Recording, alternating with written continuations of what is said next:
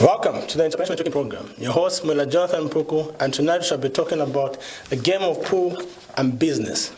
And to help us with the topic, we're joined by Mr. Victor Kasimba, Secretary of the Kings Pool Club, and also an entrepreneur. Welcome, sir. Thank you so much, Jonathan. Thank you so much.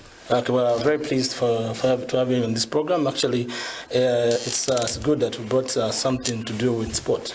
As you know, sport has become a very lucrative activity in terms of business. You know, we talk of soccer, we talk of basketball, we talk about a lot of other sports, and people are actually making a living out of it, and have actually made businesses out of it. So I'll just get right into it, Mr.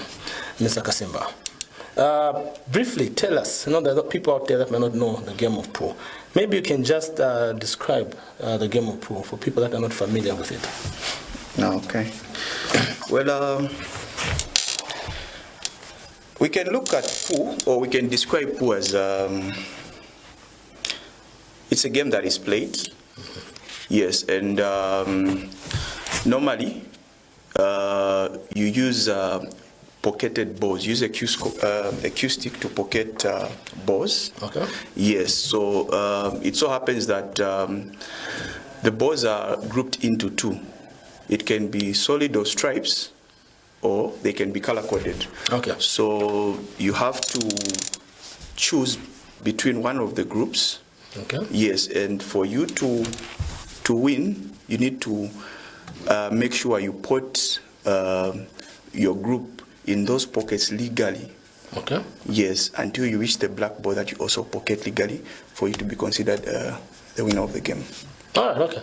Yes. So in a nutshell, that's how pool works. So it's actually a very strategic game, huh? Yes. Okay. Well, actually, there are different kinds of pools. There is 9-ball pool. Okay. Yes. There is also 8-ball pool. Okay.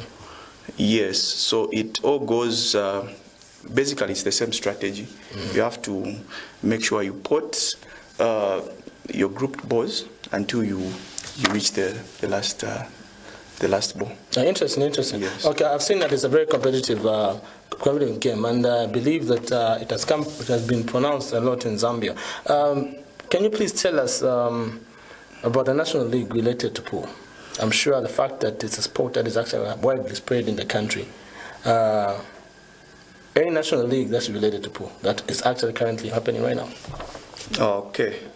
Well, okay.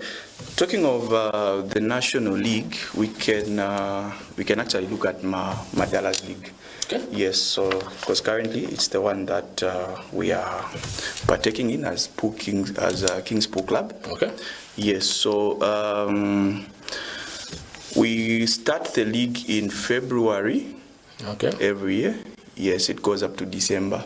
Okay. So during that time. There is the league tournament that is happening, the Madala's League tournament. Mm-hmm. Then there are also singles tournament, Madala singles. Okay. Within that same period, there is also the Madala's Cup that is played. Okay. Yes, and there are also team tournaments. Okay. Which are under the Madala's League. Perfect. Yes. Okay. So they start from February, like I have said, up to December. So as for this year, we are actually coming to an end on the 2nd of December. Oh, okay. Yes. All right, okay. Yes. Okay, that's interesting. I like the fact that there's so many leagues. So there's a lot of improvement that comes with it. I now understand why sports have actually been, when lack of a better term, they have been decentralized. Like, okay, there's singles, there's, people are improving from, individual basis, also people improving as a team. Yeah. But you talked about Kings Pool Club. Okay. Obviously, people are wondering, okay, this is a club, and actually it's a club that you play for, and also the secretary for that club. So maybe briefly tell us about Kings Pool Club, maybe in terms of its structure, the number of players, and maybe probably when it joined the Madala's League. Okay. So one thing I actually forgot to clarify is we have 30 teams in the league. Oh, okay. Yes, we are 30 teams, and one winner. Yes, one winner. Okay. It's very competitive. Yeah. Yes. Yeah. So for Kings Pool Club, we joined the league this year, the Madalas League. Yes, and initially what led us to join the Madalas League is we actually got tired of just playing pool. We wanted to see something out of the box. We're like in a shell. Okay. Yes, so we wanted to go out there and see what's out there. And of course, we saw what's there. We've seen what's there. Okay. Yes. Okay. So, talking of the structure, there is me, Victor Kasimba, who happens to be the secretary. Okay. Yes, and we have Field Muleno, who happens to be the chairman. Oh, okay. Yes, and we also have Bridget, who happens to be our treasurer. Okay. Yes. So yeah, I think that's okay. Then the composition, like how many players do you actually have for the team? okay. Well, for the players, at the moment we have 24 players. Oh, okay. Yes, we have 24 players, and we are allowed to have as many players as we can. Oh, okay. Yes, it's just that, like we have said, the game is performance based. Okay. Because you need 5 starting players and 5 subs. Okay. So you can imagine in a team where you are 20, you need to be consistent with performance. Oh, okay. Yes, because the Madalas, as much as it is social, you also need results. Okay. Yes, and it also helps us excel because there is so much competition that is going on. So each and every time, you need to be on your A game. Okay. Yes. Okay. Just for our viewers, when did Kings Pool Club actually join the league, Madalas? Okay, the league, Kings Pool Club joined the league in January 2023. Oh, okay. Yes. It's relatively recent, huh? Yes, we are very new. Mm-hmm. Yes, and we have teams that have been, because the league has been existing for over 8 years. Okay. Yes, so there are teams that have been there for over 8 years. For 8 years, mm-hmm. and they've actually perfected themselves. Okay. So we are actually a work in progress because we are out there and we've seen what's out there, and we are putting everything in accordance to the standard of the league. Oh, okay. Perfect. Now let's go to the business side of pool. Yes.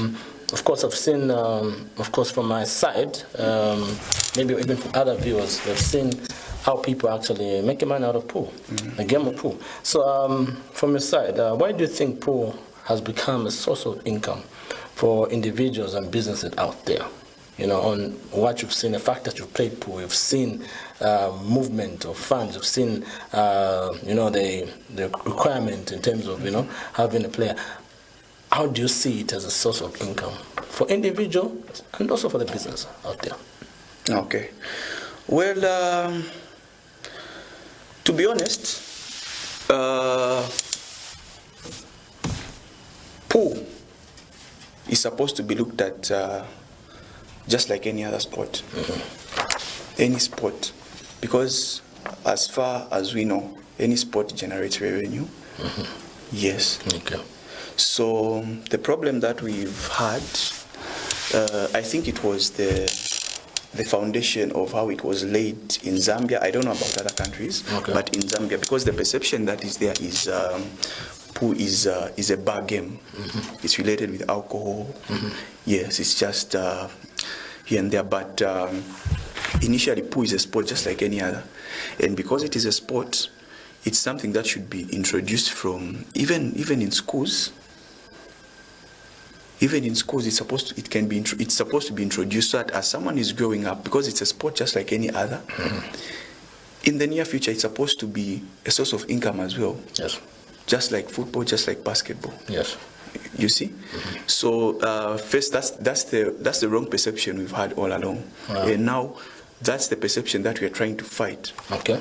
So that someone who happens to be a pool player shouldn't be looked at as a drunkard or someone who's found in the bar. Exactly.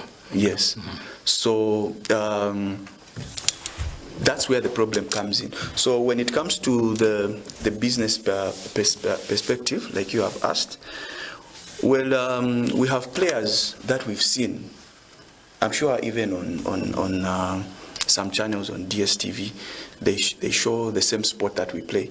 We have players who have gone to the Masters, let's say China. Okay. Recently, we were playing the Africa Cup in South Africa. Yes. And we're actually the defending champions of the Africa Cup. Oh, wow. Okay. Yes. So this is something that should be able to communicate and say, you know, this is something that we should also focus on. Yeah.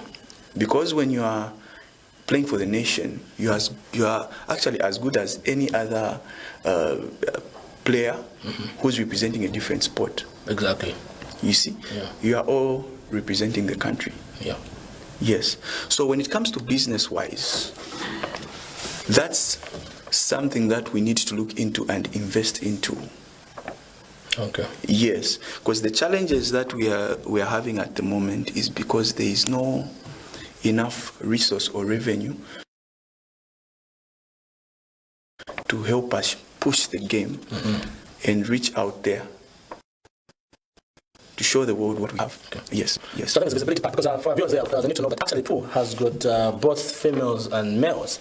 And actually the females are also performing very well. You know, they were in Morocco and they did extremely well. Recently they were in South Africa. So I think it's something that needs support, like you've said. Exactly. You know? And one thing I've also noticed on the business, and people should also understand, is that pool has a competition, so got rewards. People have actually won from pool and have actually invested in other businesses. Others actually won and actually win a table. So you find that you win a table, and actually from that you can actually make revenue. Yes. So I think on that part, I think people need to know that a game of pool is just not a sport. It's something that you can actually pick up and make money out of it. Yes, we tend to have competitions, like serious competitions, where well-wishers come in. They tend to put the stake on a player. Okay. It can be a team or a player. Okay. Yes, and out of that, you share percentages depending on the manager who's the agreed terms of how that game is being funded. Okay. Yes. So we are really looking into it so that it shouldn't, that perception, because most people are holding back. We have players that are on high level. If they're able to go to China and represent the country, you see, they've gone to South Africa, and these are some of the players that are also coming from the Madalas League. Yeah. We have one female player that was recently in South Africa playing the Africa Cup. Oh, okay. You see? Yeah. The other year we were World Cup finalists. Okay. You see? We're actually number 2, and up to now, if I'm not mistaken, we are still on number 2. England won the final. Perfect. You see? So this is something that is supposed to be taken very serious, because the green lights are, we can do the amount of funding that is there. Okay. Yes, and the amount of investment that is there. Okay. Yes, it can be player investment. It can also be individual investment. Okay. It's even equipment investment. Okay. Okay. You see? So when I talk of player investment, what I mean is, because it's a sport, you need to nurture someone. It can be a kid who's growing up. You see, in most of these Western countries, there's always education, and there's also a sport, a talent. A talent, yes. Yeah. Yes. Mm-hmm. So at once, you choose. And that in most cases, the talent wins. Why? It's because you're playing it with a passion. With passion, yes. Perfect. Rather than being employed and every time you're always... Yes. Yes, but just to make it simple, it's something that we need to invest. Let the kids that are growing see something out of it. Okay. Yes. Otherwise, we really have something that is big with us. We just don't know what to do with it. Okay. Yes. All right. Okay. Now we spoke about the challenges. Of course, we spoke about the challenge of sponsorship, exposure. There's no much investment in terms of people nurturing as young as they are at a young age. Yes. But also, what about some of the problems? Let me put it like maybe even as a club, especially that you're a secretary. What are some of the problems internally? That usually affect most clubs, pro clubs. Just as what problems you have, just maybe on the surface, you say, okay, teams as a team have this problem, which actually can affect your performance. What are some of the internal problems you've noticed that most pro clubs are having? Okay, well. To answer that question, I can't really specify which team has this problem. Yeah. But most teams, the problems that they have usually is, at the end of the day, is finance. Okay. Because you have to move. Let's say, Jonathan, you have to move from Makeni. Okay. You have a game at airport. I see. You see? You go and play. The game ends, you have to come back. You see? The amount of fatigue that you get that side. Because you spent the whole day you were there. And at the end of it all, because the Madala is meant for social, it's meant for interaction. Yeah. Initially. Yes, that's what it's meant for. It's meant for you, Mwila, who doesn't have a business. We come together on the table, we share business ideas. I have a good job. I have a privilege to help you get employed. You see, it has actually helped a lot of people, a lot of players to come out and at least be, I can't really call it comfortable, but at least in a better position. Yeah. Yes, than they were previously. So, talking of the social aspect is very good.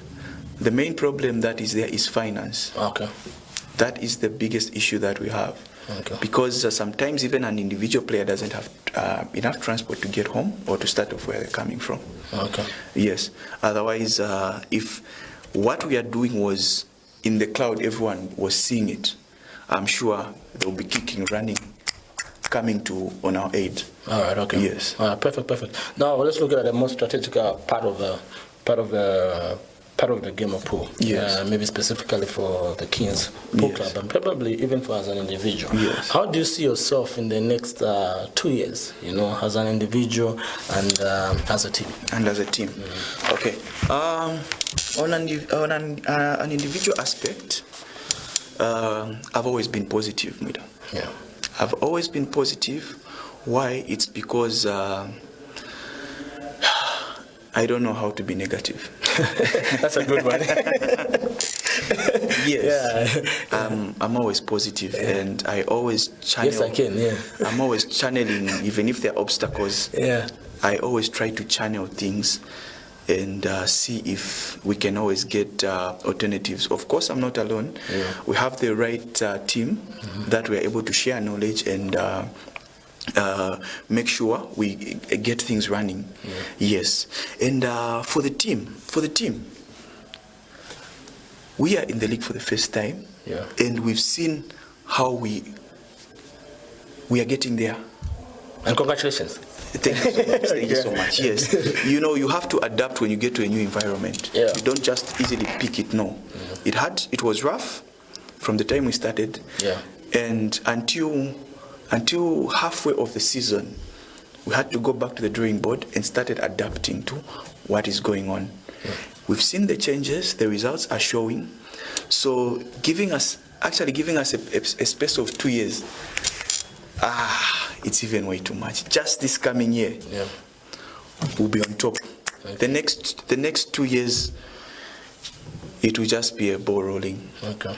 It will be a ball rolling. Otherwise, it's a good experience.